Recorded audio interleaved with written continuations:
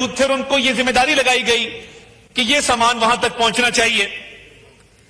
South Africa کے اس case کا میں ذکر کر چکا اور یہ خراج تحسین پیش کرنا چاہیے ساؤتھ افریقہ کی حکومت کو. ہم زندہ باد مرد آباد کے نعرے تو لگاتے ہیں, ساؤتھ افریقہ کا تو کسی نے ذکر نہیں کیا اس ہاؤس کے اندر کہ جس نے یہ ہمت کی اور جینوسائیڈ کا کیس قائم کیا. اور تمام ان ممالک کو میں فلور آف دا ہاؤس خراج تحسین پیش کرنا چاہتا ہوں جنہوں نے ساؤتھ افریقہ کے اس کیس کو سپورٹ کیا. اسپین سے آوازیں اٹھیں, اسپانیہ کی زمین سے, اور انہوں نے بھرپور ساؤتھ افریقہ کے اس کیس کو سپورٹ کیا. تو یہ جو فلسطین کا کاز ہے یہ ہمارے لیے ہماری بقا کا کاز ہے. ہماری رگوں میں دوڑنے والا جو خون ہے, ہماری ایک وابستگی ہے فلسطین کی مقدس زمین کے ساتھ. اور ہم نے, اور بالکل میں تائید کرتا ہوں علی محمد خان صاحب کی اسپیچ کی کہ کوئی پاکستانی, کوئی مسلمان ہو ہی نہیں سکتا کہ اس کاز کے ساتھ وہ وابستگی نہ رکھے, اس کاز کے ساتھ وہ سنسیئرٹی نہ رکھے. اسی لیے میں نے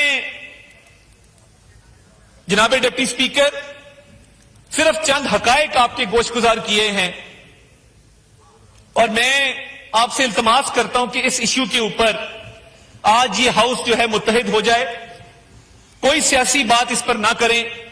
اور آج فلسطین کے مظلوم بہن بھائی, اور میں کوشش کروں گا کہ یہ جو آج کی کارروائی ہے اس کی ویڈیوز الجزیرہ کے ذریعے, مختلف ذرائع ابلاغ کے ذریعے ان تک پہنچائی جائیں تاکہ ان کو حوصلہ ملے کہ پاکستان بھی ایک ملک ہے, پاکستان میں بھی بسنے والے بہن بھائی میرے لیے, ہمارے لیے آج آواز اٹھا رہے ہیں. ان تک یہ آواز پہنچائی جائے گی اس ہاؤس کی, اور یہ آواز پہنچانے میں بطور وزیر اطلاعات میں اپنا کردار ادا کروں گا جس حد تک میں کر سکا, کیونکہ آج اس ہاؤس سے یونانیمس آواز جائے, متحد آواز جائے, یونیفائڈ آواز جائے اور زوردار آواز جائے کہ ہم ہر حال میں, زندگی موت میں, اچھے برے موسم میں فلسطینیوں کے ساتھ ہیں اور ساتھ رہیں گے انشاءاللہ تعالی. ریزولوشن بڑے تارڑ صاحب موو کریں گے. Welcome welcome. میں ایک دفعہ پھر ممنون ہوں چیئر کا کہ انہوں نے آج اس امپورٹنٹ ٹاپک کے گفتگو کے لیے ہمیں کوسچن آور سسپینڈ کرنے کی اجازت دی ہاؤس نے, اور آپ نے اس ایوان میں موجود تمام جو سیاسی جماعتیں ہیں ان کے نمائندگان کو, معزز ممبران کو یہ موقع فراہم کیا کہ وہ مسئلہ فلسطین پہ ایک بار پھر جو ایک حالیہ لہر آئی ہے اس کے حوالے سے بات کر سکے. ہم نے سر ایک ریزولوشن تیار کی ہے جس میں ساری جو ہماری پارٹیز ہیں اکراس دا آئل, ادھر بھی اور ادھر بھی, کنسنسس کے ساتھ with the kind permission of the chair sir, جی please, I read out. While recalling and reaffirming the resolution passed by this National Assembly dated August 2nd, 2024, this House once again strongly condemns the ongoing heinous wave of atrocities by the Zionist Israeli regime. Notes with utter disgust that the latest Israeli offensive resumed on March 18 has resulted in the killing of 1,600 innocent Palestinians, bringing the total toll to over 65,000 deaths in Gaza. Rebukes severely the ruthless destruction of complete civil infrastructure, including housing, hospitals, schools, and places of worship by the barbaric Israeli bombing. Expresses unwavering solidarity with the Palestinian brothers and sisters in their just struggle, and reaffirms their inalienable right of self-determination and to their motherland. Dismayed over the persistent failure of international community to halt Israeli aggression, and calls urgently for an immediate, permanent, and comprehensive ceasefire, along with the delivery of uninterrupted and sustainable humanitarian assistance to the besieged and beleaguered Palestinians.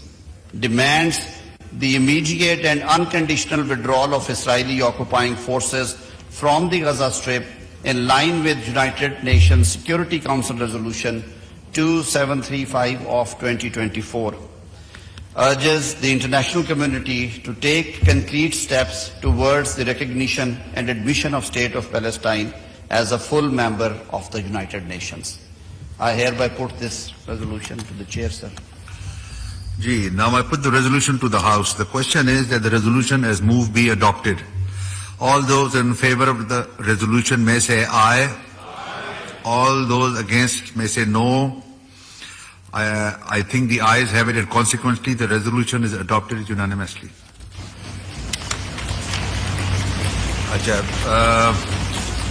جمال شاہ کاکڑ صاحب، میں آپ کو time دینا چاہ رہا تھا. یہ resolution تو ہو گیا، آپ کو 2 دفعہ میں نے ٹائم دینے کے لیے پرومس کیا تھا، مگر آپ بول نہیں سکے، تو ذرا بریف پلیز. میں آپ کے پاس 3 منٹ ہیں، کائنڈلی پلیز. مہربانی بہت مہربانی جناب اسپیکر. بدقسمتی ہے کہ اسرائیل اور فلسطین کا جو بحث چل رہا تھا وہ بہت خوبصورت سے راسل بحث ہوا ہے، لیکن اس میں ہم حصہ نہیں لے سکتے. چلو جناب اسپیکر، میں ذرا مختصر، یہاں پہ عطا طارق صاحب بھی بیٹھے ہوئے، میں اس سے اسپیشل ریکویسٹ کرتا ہوں کہ جو پوائنٹ میں آؤٹ کر رہا ہوں آپ نوٹ کریں. عطا صاحب 2 منٹ. تو بلوچستان کے حوالے سے میں نے بات کرنا ہے. بلوچستان کا جو موجودہ صورتحال ہے اس کے بارے میں ایک سائٹ پہ تو آپ لوگوں کو، آپس کو، سب کو پتا ہے، پرائم منسٹر صاحب کو بھی بریفنگ دی جاتی ہے کہ حالات ٹھیک نہیں ہے. لیکن آج جو میں نشاندہی کر رہا ہوں وہ آج تک آپ لوگوں کو کسی نے نہیں بتایا ہوگا. بلوچستان کے 95% عوام جو پرامن ہے، جو اس ملک کے اس معیشت کے پائے چلا رہا ہے، ان کے بارے میں کسی نے سوچا ہے کہ ان کا کیا قصور ہے جب روڈ ان کے بند ہوتا ہے اور ان کا کاروبار بند ہے، لینڈ آرڈر صحیح نہیں ہے، لوگ بہت پریشان ہیں. کیا ان کے بارے میں ہم نے کبھی سوچا ہے؟ جناب اسپیکر، میں پرائم منسٹر صاحب سے ریکویسٹ کرنا چاہتا ہوں، ان کے نمائندے ڈائریکٹ یہاں بیٹھے ہوئے، کہ آپ بہت محنت کر رہے ہو.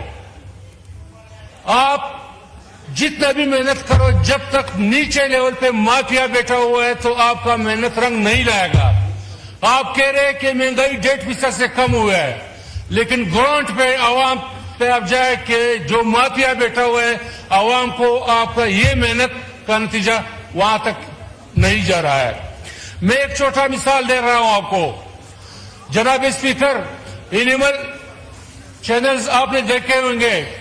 ایک چھوٹا سا مثال میں کوٹ کرنا چاہتا ہوں کہ ایک ہرن کے پیچھے چیتا لگا ہوا تھا، ٹائیگر لگا ہوا تھا، لیکن بھاگتا بھاگتا ایک جھیل نما تالاب میں وہ کود پڑی. جب وہ وہاں گئی تو وہاں ایک مگرمچھ نے حملہ کر دیا. جب وہ دوسرے کنارے پہنچی تو شیر کھڑا تھا. تو یہاں پہ بلوچستان میں بھی جنگل کا قانون بنا ہوا ہے. جب سارے روڈ بند تھے، ٹرین بند تھا، تو ہمارے پرائیویٹ ایئر لائن اور پی آئی اے نے 14,000 کا ٹکٹ 9,000 پہ بیچنا شروع کر دیا. کس قانون کہتے ہیں؟ کس میکینزم کہتے ہیں؟ کوئی پوچھنے والا یہاں پہ ہے؟ تو میں پرائم منسٹر سے ریکویسٹ کرتا ہوں کہ آپ پوچھ لیں، آپ ریکارڈ نکالیں کہ 14,000 روپے کا ٹکٹ جب آپ کو پتا چلا کہ راستے سارا بند ہے، ٹرین بند ہے، پبلک کا ایک ہی ذرائع ہے درآمد کا، تو وہ انہوں نے 14,000 کا ٹکٹ 9,000، 70,000، 80,000 کا فروخت کرنا شروع کر دیا. کیوں؟ یہ کوئی انسانیت ہے؟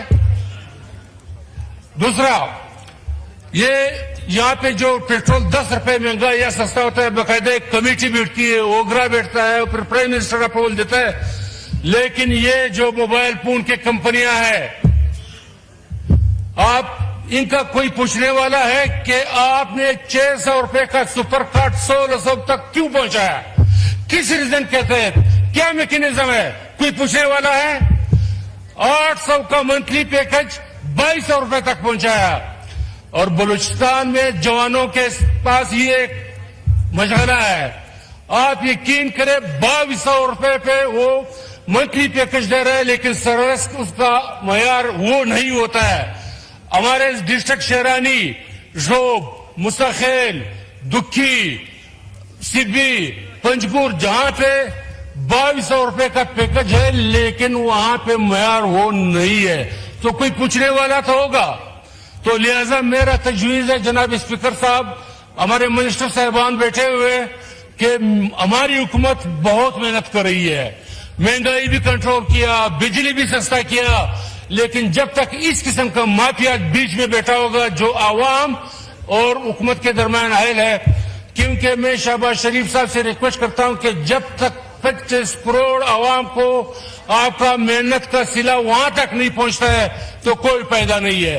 तो लिहाजा हुकूमत तो मेहनत कर रही है, जैसे एयरलाइन वालों से पूछा जाए, चाहे कंपनियों से पूछा जाए कि क्यों, ये है छोटे छोटे मसले, लेकिन अवाम के लिए बहुत बड़ा मसला है, जवानों के लिए बहुत बड़ा मसला है।